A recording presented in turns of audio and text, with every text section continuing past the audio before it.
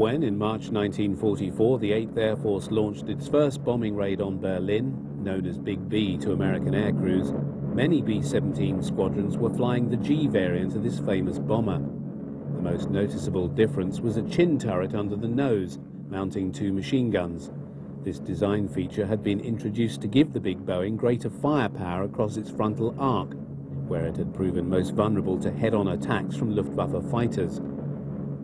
In late 1943, the US Army Air Force also decided to drop the olive drab camo used on both B-17s and B-24s and employ instead the bombers in their natural metal finish. These B-17Gs belong to the 92nd Bombardment Group based at Alconbury in Cambridgeshire.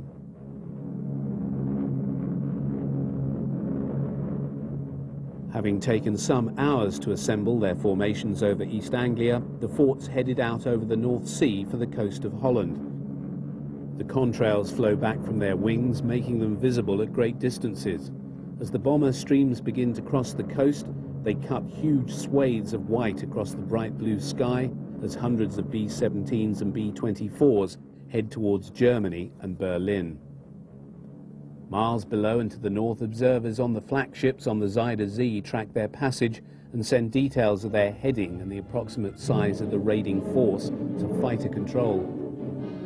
As news of the incoming raid is passed on to the fighter bases, those nearest to the bomber streams are placed on full alert. Pilots strap themselves into their 109s and FW-190s.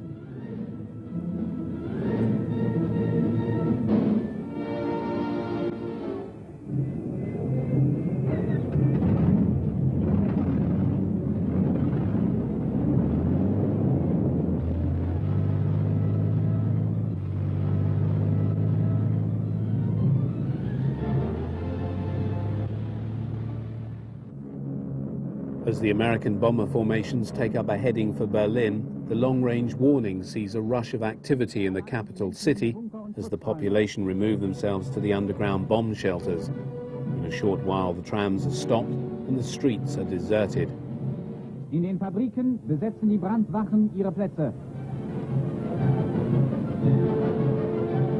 In Krankenhäusern werden die Patienten in bombensichere Bunker gebracht. Die Feindverbände kommen näher. The coordination of the day fighter response is undertaken at the underground command and control bunkers built by the Germans in 1943 at Arnhem-Dielen in Holland, with another 4 constructed at sites in Germany. The incoming information was processed and the bomber formation's size, height, speed and direction plotted on large wall maps of Germany that are divided into control boxes. 10 viermotorige Flugzeuge, Liberator, hoch mit Westkurs.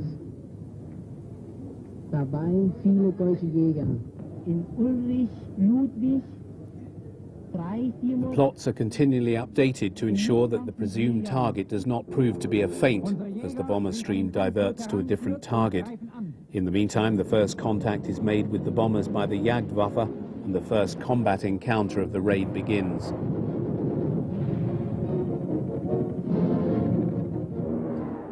Anti-aircraft guns also start firing at the bombers as they cross the first of the heavy flak belts that bisect their route to Berlin.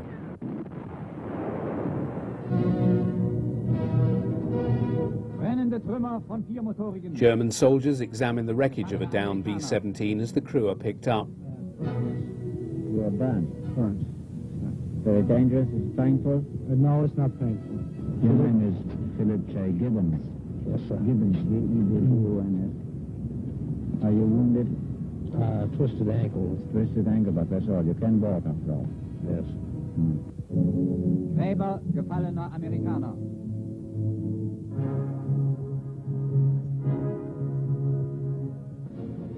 A returning Focke-Wulf 190 roars across his airfield, waggling his wing to signify a kill.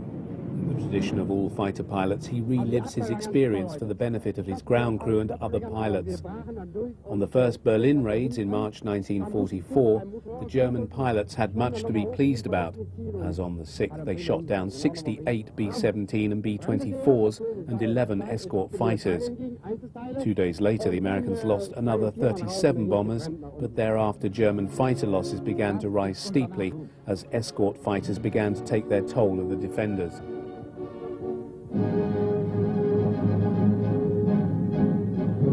Geschwader Kommodore Oberst Ösau erzählt uns von Ihnen. Giving the Thunderbolt longer legs was achieved when 200-gallon drop tanks were fitted in the summer of 1943. While they could now fly up to 375 miles before turning back, this didn't enable them to run all the way with the bombers to targets much deeper in Germany. Fuel was used up more quickly by staying close to the bombers as they tracked into the Reich, warding off enemy fighters. The Jagdflieger soon learned to feign attacks on the bomber formations to get the P-47s to drop their tanks early, believing combat was imminent.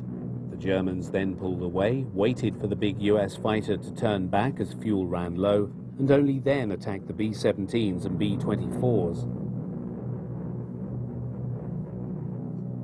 Nemesis for the Jagdwaffe finally came in the form of the P-51 Mustang. Although those seen here are the late model 51Ds of the 355th Fighter Group in April 1945, the earlier B model was first encountered in the long-range escort role by the Luftwaffe in December 1943. This model carried only 4 machine guns. By the spring of '44, the P-51Bs were reaching deep into Germany, having increased their range to 1,200 miles. The introduction of the 6-gunned, longer-ranged bubble canopy D model in May gave the US 8th Air Force a fighter that could range all over Germany and beyond, and which had a higher performance than either the 109 or FW-190. By that time, US pilots had been given the green light to go after the Jagdflieger wherever they could be found. In the first 3 months of 1944, following major operations such as Big Week, losses in the Jagdwaffe began to rise.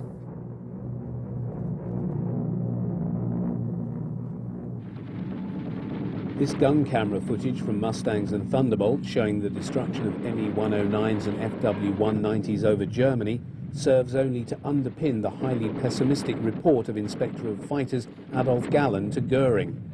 Between January and April 1944, our day fighter arm lost more than 1,000 pilots.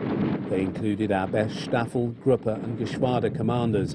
Each incursion by the enemy is costing us about 50 aircrew. The time has come when our force is within sight of collapse.